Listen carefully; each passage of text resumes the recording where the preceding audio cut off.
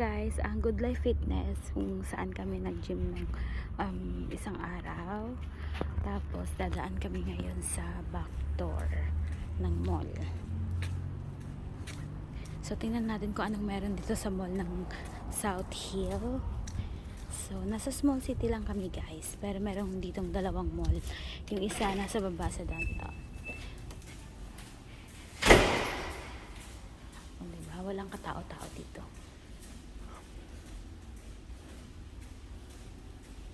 Magto 2 PM na, pero kala mo ang aga-aga pa dito. Wala akong makikitang tao. So less than 10 lang siguro yung namimili dito. So ayan nga, nasa likod siya ng Dollarama. Then tabi siya ng Shoppers. Tapos ito naman, Winners. So ayan, mga bilihan ng mga damit, shoes, luggage. Tapos may mini dito, papalaruan ng mga bata. Tapos hiring sila guys sa mga gustong mag-applyan dyan. Dito lang kayo pupunta sa website na to. Ito, yan. Tapos ikot tayo saglit dito sa Winners. Okay, check natin kung meron silang naka-sale ngayon. So ito, bila ng mga bag. Tapos ito yung clearance nila for now.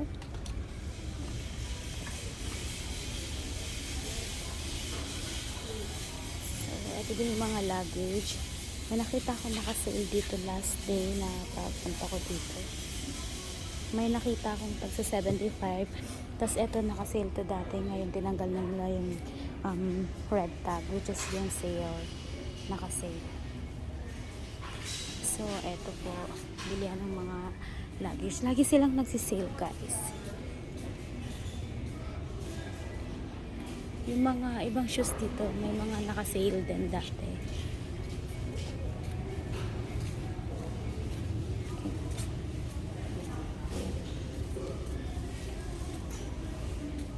So sa susunod na araw na ako mag-iikot dahil nga yung goal ko ngayon ay bumili lang ng cake. Tabi nga pala ang Service Canada. So sa mga bagong dating dito sa Canada, pag unang nilang gagawin, pupuntahan nila ay ang Service Canada para i-update ang mga information nila dito. Then papakita nila yung kung anong status yung dala nila pag punta nila dito, kung anong papel meron silang hawak. So yun yung unang step na gagawin nila. Diba yung jowa ko nandito na, tara na! So nasa loob ng mall ang aming Service Canada. Then katabi niya din ang fitness, Good Life Fitness. So yung mga kasamahan ko sa Tim Hortons dito sila nag-gym, tsaka yung iba rin kasama ko sa Montanas dito rin nag-gym.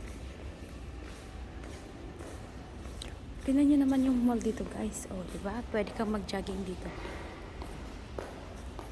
So, ilang tao lang yung nakita ko. Sila pa yung mga nag-work sa dito. So, eto nga pala yung SGI. Yan, dyan ka kukuha ng Saskatchewan Government ID. Tapos yung driver's license. So, eto nga guys. Maraming equipment dyan. So, dito ako nag-gym ng isang araw.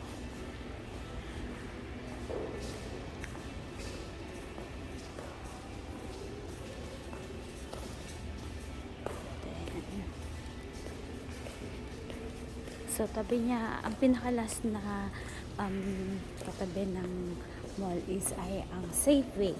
So, dito kami namimili ng mga groceries namin.